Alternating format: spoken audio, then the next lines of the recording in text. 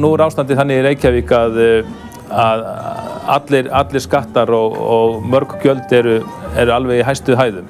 En þetta þarf ekki að vera svona. Við teljum að það þurfa að vera forgangsmál að lækka skatta á Reykvíkinga og það má alveg fara rök fyrir því að lægri skattar séu besta kjarabótin. Lækkun rekstrarkostnaðar er frumskilyrði. Við byrjum með þetta á yfirbyggingunni. Hún hefur þrefaldast, til dæmis skrifstofa borgarstjóra. Svo förum við bara alls staðar inn í kerfið. Með samanburði við til dæmis bara önnur sveitarfélög, þar sem borgin ætti að hafa yfirburði, algjöra yfirburði í rekstri af því að hún er svo stór. Þá sjáum við það. Önnur sveitarfélög standa sig betur, þannig að við höfum fullt af matarhólum til að fara í og ná niður rekstrarkostnaði án þess að fara í eitthvað drastískar niðurskurðaraðgerðir. Varðandi sorphirðuna í borginni, þá viljum við gefa fólki aukið val, við viljum endurskoða ákveðna þætti.